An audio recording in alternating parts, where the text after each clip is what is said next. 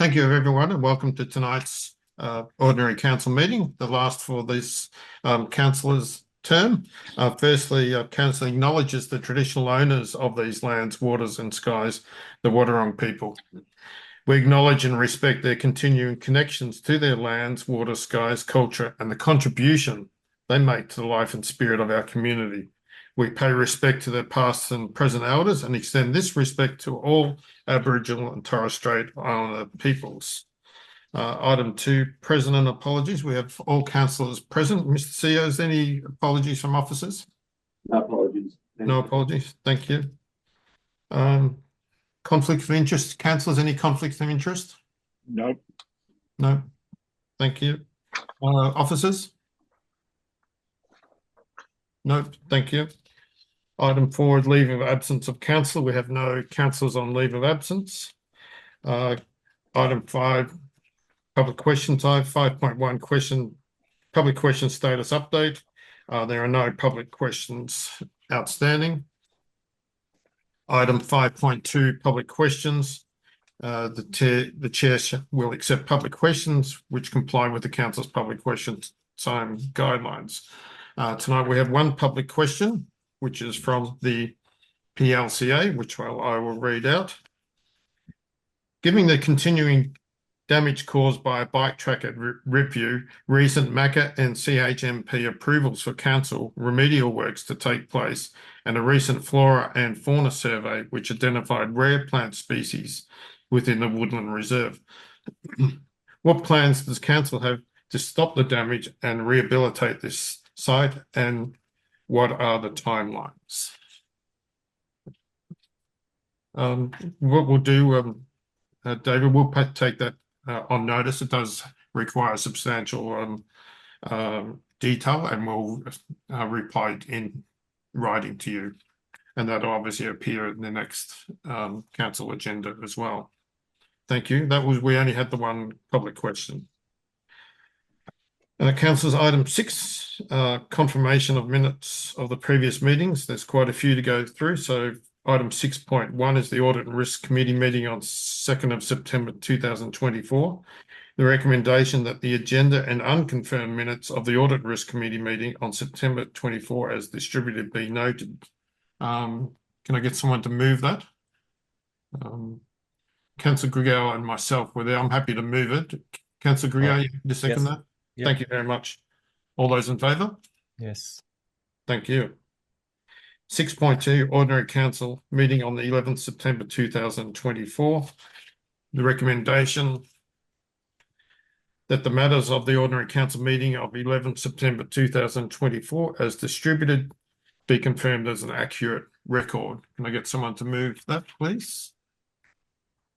And someone to put their hand up. Councillor Minty, thank you. Someone to second that? Councillor Tolhurst, thank you. All those in favour? Thank you. 6.4, Special Council meeting on 25th September 2024. A recommendation that the minutes of the Special Council meeting on 25th September 2024 as distributed be confirmed as an accurate record. If I can get someone to move that, please. Thank you, Councillor Minty. Seconded. Councillor Tolhurst, thank you. All those in favour? Thank you. Item 6.5, Special Council meeting on 10th October. Recommend that the minutes of the special meeting on 10th October 2024 as distributed be confirmed as an accurate record. If I could someone to move that one. No, but I'd like to make a note of an adjustment to that minutes. I actually sent in through an apology noting that there was a conflict of interest on my attendance. So it's not to be noted that I'm just absent from the meeting. Okay. We can certainly change that. Apologies, Councillor Kruger. I never received that myself, so I'm not too sure what happened there. But So I did email you. That's okay. Did you receive it? So, Yep. Mayor, I did indicate to you that I would need to be absent because of conflict as well. If we could adjust that, that'd be good. Thanks. Thank you. Thank you. With the changes, someone move that with the changes? Councillor Minty, thank you. Second, Councillor Grigal. All those in favour? Thank you. 6.6 special meeting of council October 24, 10th October 2024, confidential minutes. Recommendation that the minutes of the special meeting of council on 10th October 2024, confidential minutes as distributed, be confirmed as an accurate record. Thank you, Councillor Minty. Move that. Second, Councillor Tolhurst. All those in favour? Thank you. Councillor Grigal, you weren't present, so Abstain because I wasn't present, so I can't vote on it. yeah, thank you. Item 7, the record of informal meetings of councillors. Recommendation that the record of informal meetings of councillors as presented in adjunct to item 7 be noted. Could someone move that one? Thank you, Councillor Minty. Seconded. Thank you, Councillor Tolhurst. All those in favour? Thank you. Item 8, notice of motion. 8.1, notice of motion status update. No notices of motion are outstanding. 8.2, notices of motion were received. Item 9, petitions and joint letters. There were none received. Item 10 is the functions attended list. Councillors, the recommendation that the functions attended report be received. Mayor, can I make a adjustment and apologise that I should have made it earlier? Certainly. That on the 16th of October, I did attend the Borough of Queenscliff Lived Experience Disability Group meeting held at the Town Hall between 11 a.m. and 1 p.m. on that day. Thank you, Councillor Minty. So with that change, Councillor Minty, you happy to move the recommendation? I am. Thank you. Someone to second that, please. I'm happy to second that. All those in favour? Thank you. So passed. Item 11, Heritage Planning and Infrastructure, the 11.1 Planning Permit Activity Report. I think we're over to you, Tim. Thank you, Mayor and Councillors. This report is a summary of the planning permit activity for the last month up until the close of business on the 14th of October 2024. I'll take the report as read, that the planning application be received, and happy to take any questions I'm able to answer. Thank you, Mayor. Thank you, Tim. Councillors, do we have any questions for Tim about tonight's report?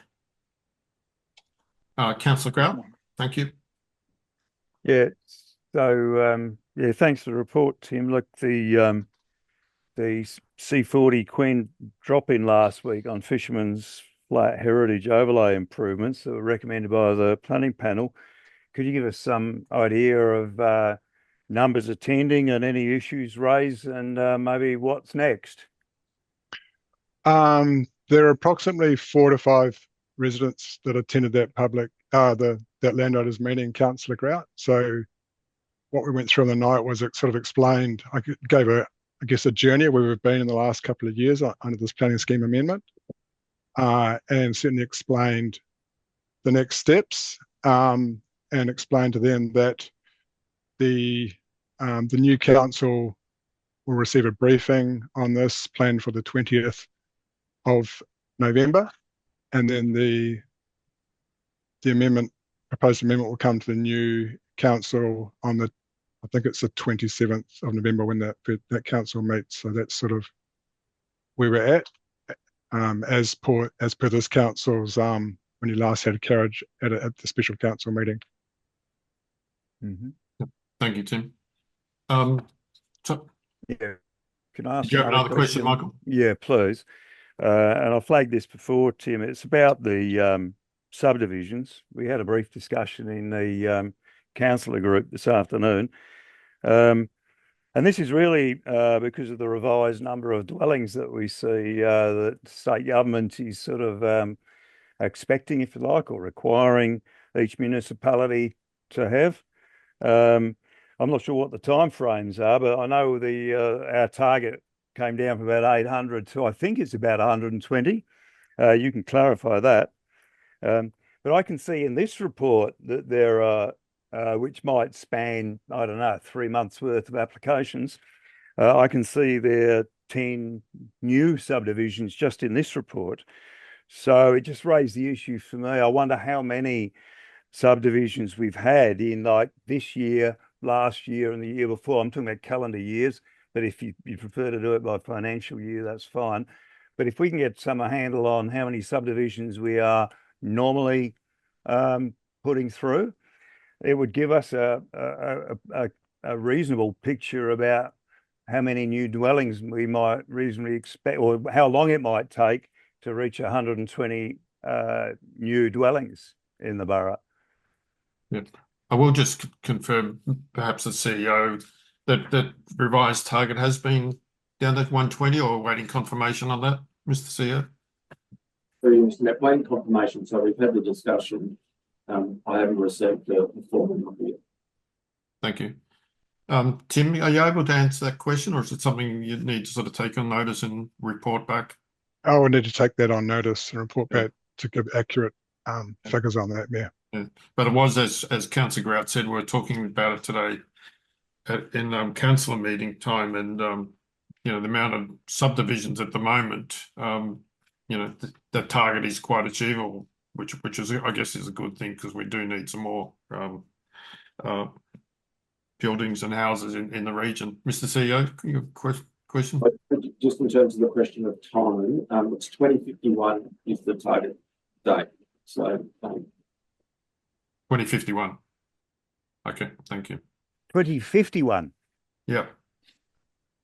We're going to far exceed our target by the sound of it. It does. Do we have any more questions for Tim, Councillor Tolhurst? Thank you, Mayor. My question is about application PA 2024-02 for the bird roosts. Can you just tell us about the parties involved in that and what the outcome has been, please? One moment. So, Just Councillor checking. Tolhurst, can you just repeat the number again? Yep, 2024-024. I'm flicking between pages, but from memories, it's right up the top of You're right. A new applications received. Swan Bay Waterway, Jason. Yes, thank you. Sorry, applications finalised since last report. Yep. It's Okay. a permit issued for the floating bird Page roosts. 14, Tim. Yeah, I'm just trying to scan through in terms of what's provided there.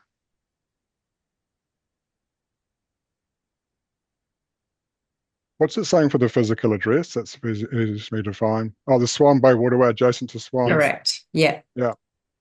The permit issued. So in terms of, I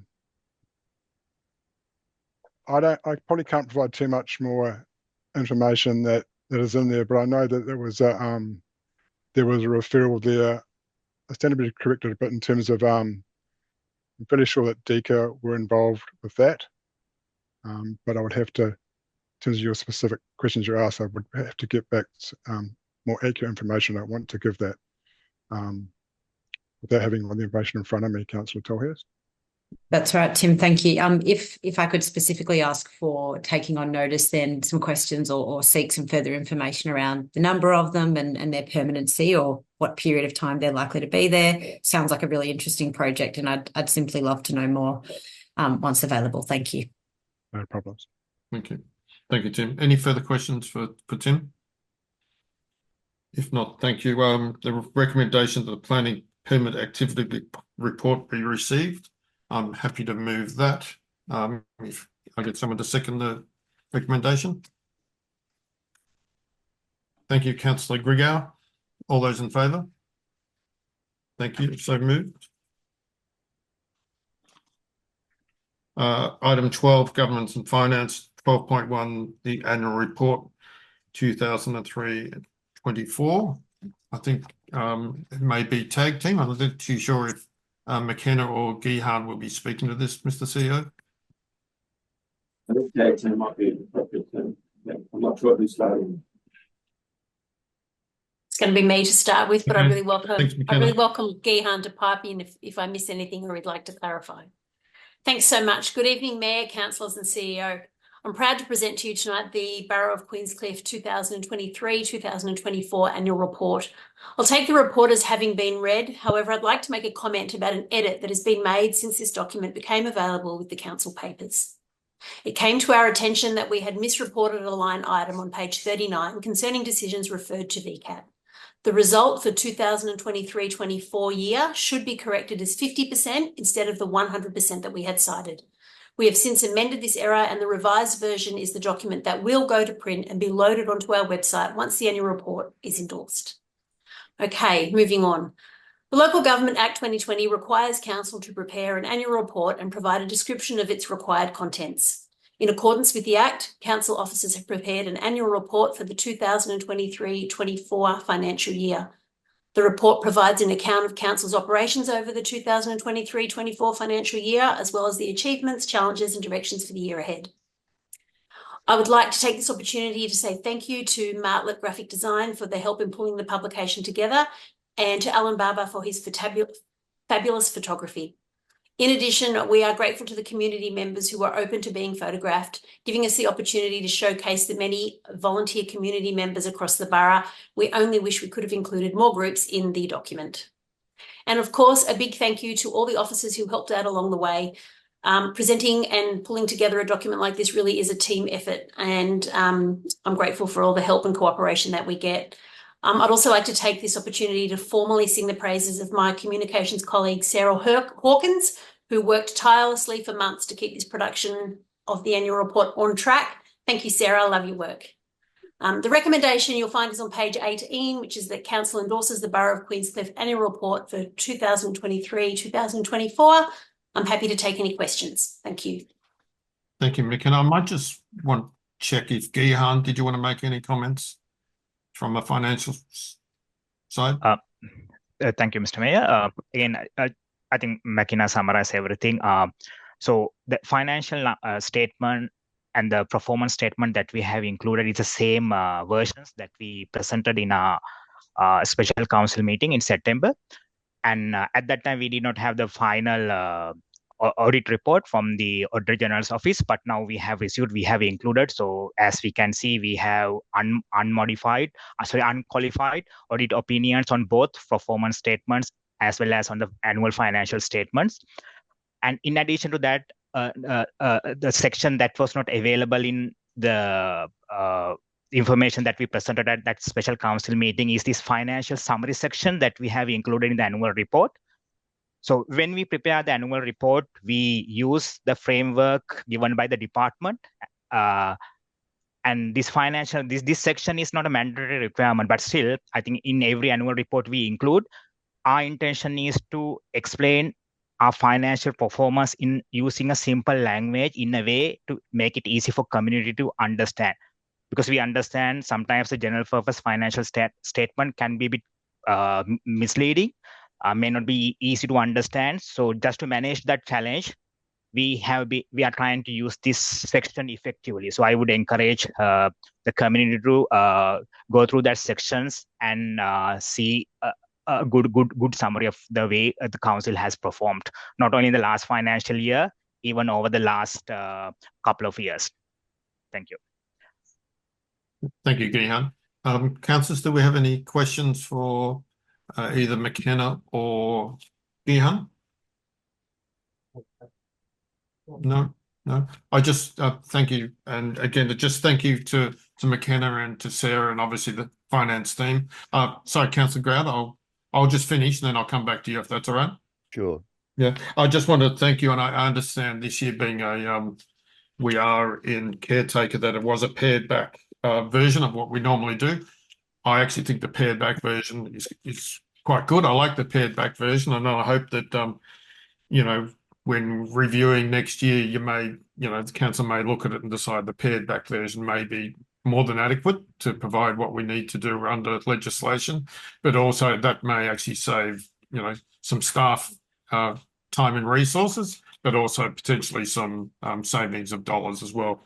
But thank you to yourself and Sarah, and also obviously thank you to Gihan and his whole team for the great work they've done in preparing this report.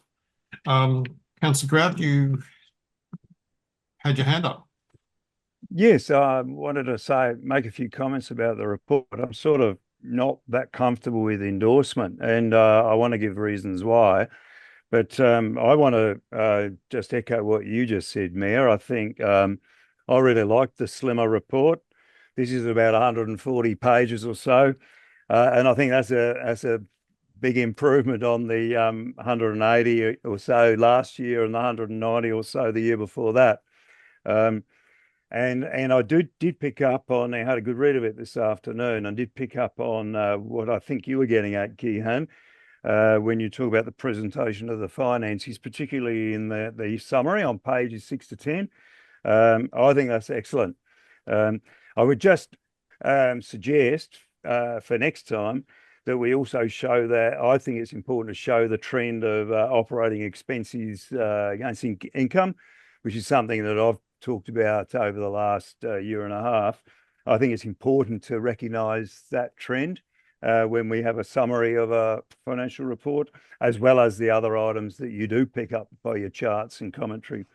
I think the main financial report, on pages 85 to 138, which is quite bulky, it's about a third of the whole document. So, and I actually didn't have a chance to read it properly when we talked about it in the earlier in the month.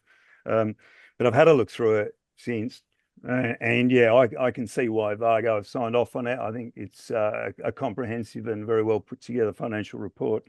Look, the main issue I have is the one that I raised last week. I said it in the meeting, and then I emailed as well last week, and it's about the performance report, which is the bit on page 25 to 46. My preference would be to see a record of performance against our council objectives. And those objectives were set in our council 4-year plan 21-25 after the workshops with a number of selected community representatives. So in the 21-22 and then the 22-23 annual reports, we recorded performance commentary against those objectives. But now this year, we're commenting only against the indicators or the measures, not the actual objectives. And you said in the meeting that's what Vargo wanted. But I think we can, and I think we should include report against the indicators and the objectives. Those objectives, or the actions, we call them in the 4-year plan, the intended actions, are really important. They were the council priority objectives set in 2021, and that was the language the community were using in discussing what they wanted to see happen in the annual plan. And then in the commentary about each of those objectives, it'd be great to see whether we've started it or not, progress and potentially a percentage progress on it. And of course, if it's been completed, and if not, why not? So whatever obstacle. So I think it's not that hard to put that commentary together on another last 2 annual reports we've done. So I think the community can better understand that rather than this version where I'm seeing commentary against the indicators, which aren't actually embracing all of the objectives. So we're talking about maybe another 5 to 8 pages of report, depending on how much commentary you want to put into it. There are 5 portfolio areas, so it would be commentary around performance in each portfolio area. Look, I note that the mandatory performance report in an annual report, or the framework in an annual report, should be, as it said in the, it's later on in the report you talk about it, the mandatory requirements should be balanced, appropriate, and clearly aligned with the council plan strategic objectives. And that ensures that performance reporting is meaningful to the community. And that's the most important element, I think, that it's meaningful to the community. And if we've been reporting on each year as our 4-year plan rolls out, then we should have made that commentary, I think, in the final year of this council term. I also note on page 45, we've got some commentary about community satisfaction with the council performance. I think it's just 1 page. It's a bit light on, I think, I think it would be better if we showed the trends and commented on the corrective actions that we're putting in place in light of the trends that we identify. Or, as I've said, I think in previous surveys, why bother doing the survey if we're not actually going to take actions where trends are being indicated? So I would prefer not to endorse this report until we improve those elements in the performance report bit. I think the finance reporting is excellent. And the other elements in the report I thought were excellent. Okay. Thank you, Councillor Grout. I'm sure that the team will take those comments on board and in regard to the future reporting. I think you've made some very good suggestions there. Councillors, we do have a recommendation that Council endorses the Borough of Queenscliff Annual Report 2023 to 24. Can I get someone to move that, please? Move Councillor Grout, seconded Councillor Minty. Any further conversation?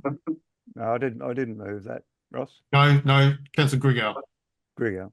Yep, okay. Thank you. All those in favour?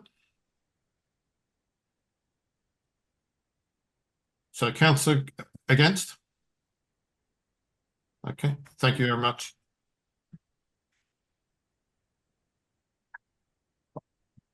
Next item is notice of motion 2024-592, investigation of a more frequent council publication. I think we're in your hands again, McKenna. Yes, you are. Hello. Thank you again. Okay, I'm pleased to present this item to you tonight, the preliminary findings from our initial investigations into the proposed feasibility of a council news publication as described in the council resolution from the Borough of Queenscliff Ordinary Meeting of Council on 24th of July earlier this year. I'll take the report as having been read. However, I did want to mention that as a comms team, we work very hard to prepare and distribute communications that meet the requirements of our community. We do this by relying on how they tell us what they're after and what works best for them. We pay close attention to what we hear back from our community satisfaction survey and indeed what we hear from community members directly, including across our social media feed and from what people come in and tell us when they liaise with our customer service officers. It is critical that we continue to do so, and we are confident that as we consider different options and alternatives, that we will land on a communication mix that serves not only our community, but also the needs of council. The recommendation found on page 18 is that council notes this report, and I'm happy to take any questions. Thank you.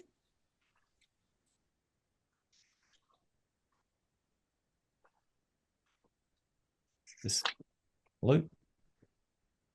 McKenna? Hello. I can hear you. Yes, so Councillor Grigor here just speaking. So on the report, just confirming that to make it worthwhile, are we required really to the necessary to appoint a staff member of a point 2 to create the content? Or is it we won't have these current capacity with staffing to create content?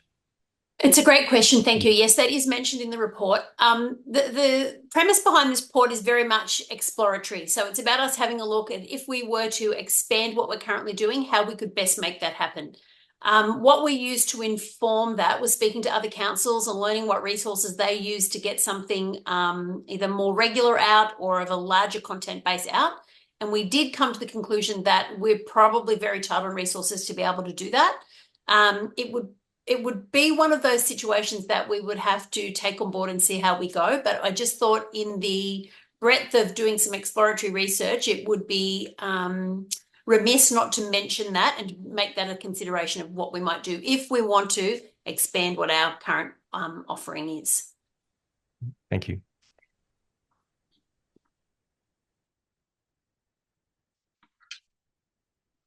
So, councillors, any other questions for McKenna?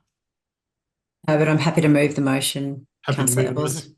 Councillor Tolhurst, someone to second the motion?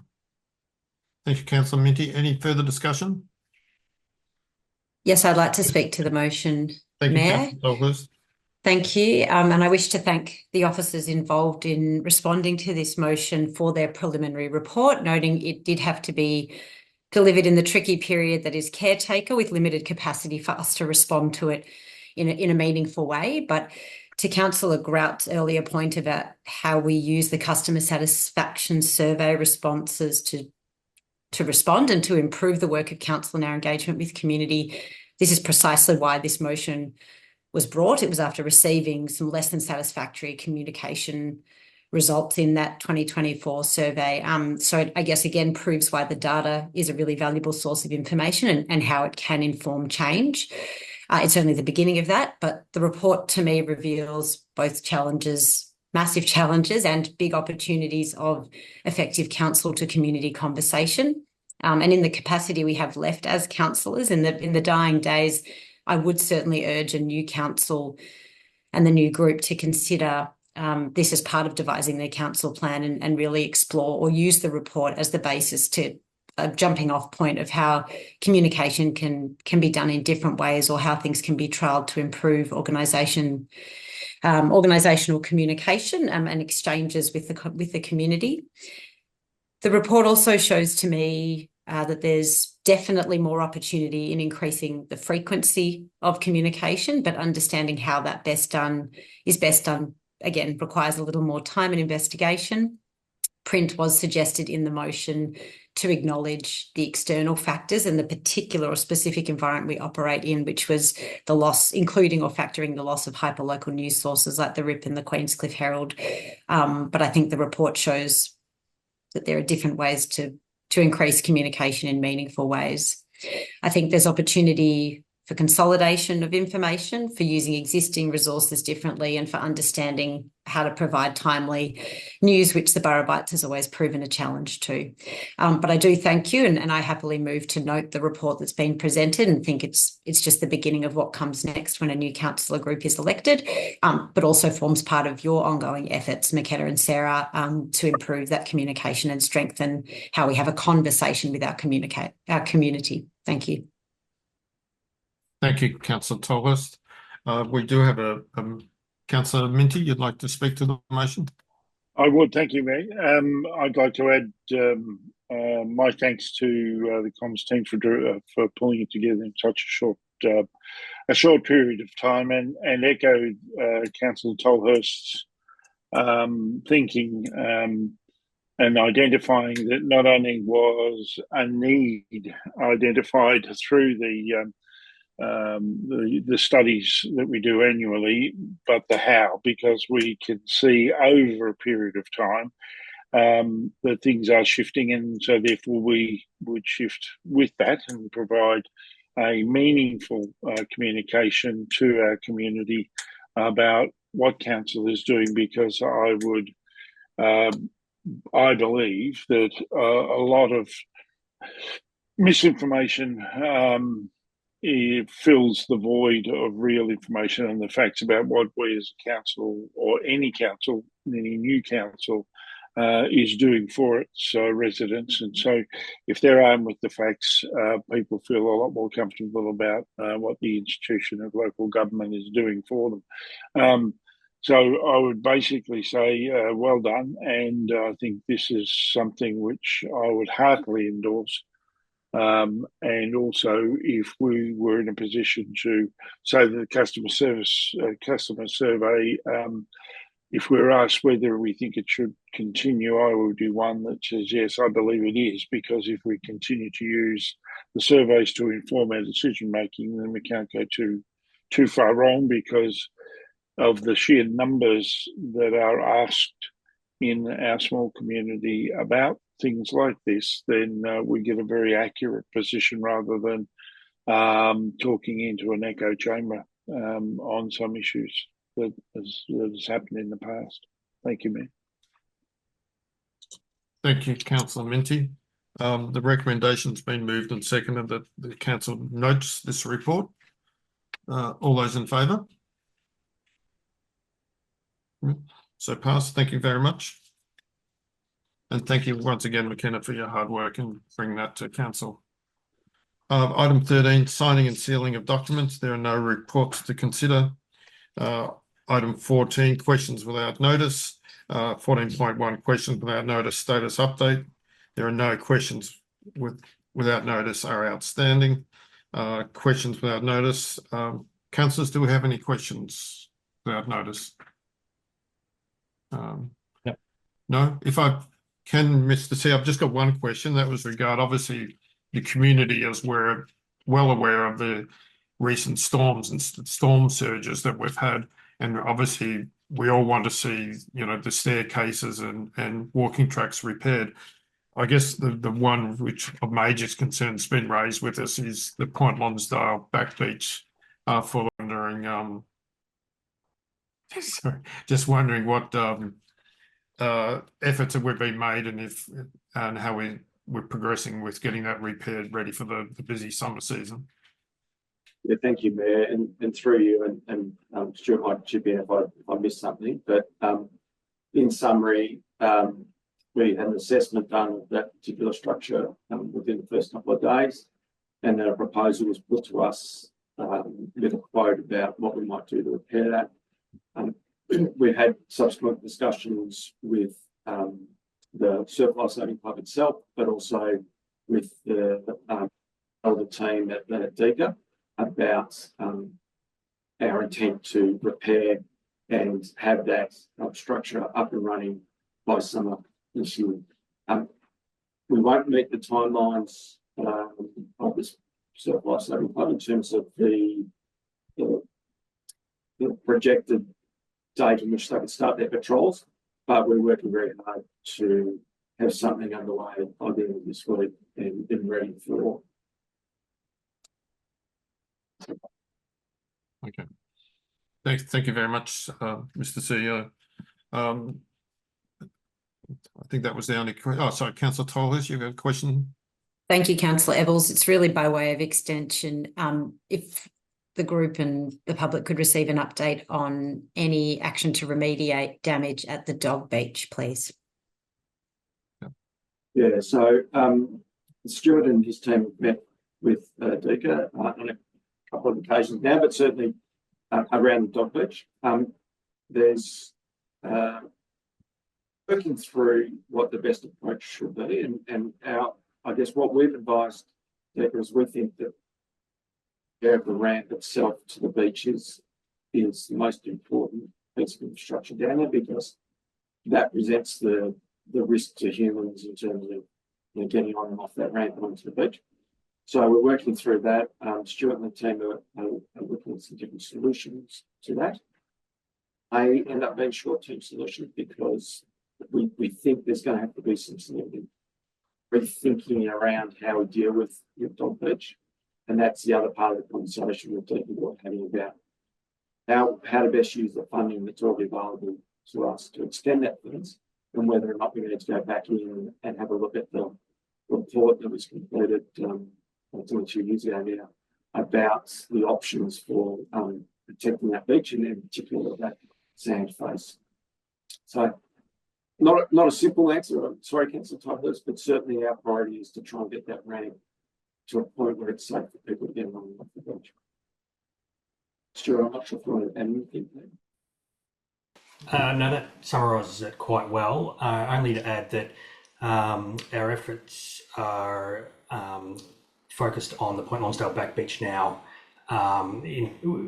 with the priority getting that open for the patrolled surf life saving season, and we anticipate that the dog beach ramp will be actionable. We'll be able to have that repaired early in the calendar year, to give some timelines around that. Thank you, Stuart, and thank you for the question, Councillor Tolhurst. Councillor Grigor, you have a good question. Were there any issues then with the ramp and the steps at the Springs Beach? Brilliant, mate. Yeah, there no new issues, Councillor Grigor. There's certainly the sand has shifted again quite significantly, so more of the bottom of the rock revetment has been revealed, and also the gap between the bottom of the steps and what was the previous level of the sand has increased. and that's the same for ramp. So I think we're not quite sure, as with the others, they're quite complex. We're not quite sure how to deal with that. Again, there'll probably be a short-term solution and then some different work around a long-term solution. Stuart, I'm not sure if you wanted to add anything to that. I think it's important to note that there's just some complexity in the management of the rock revetment wall and the access points, given that they're a state asset, and we need to work through the state's framework to come to those solutions.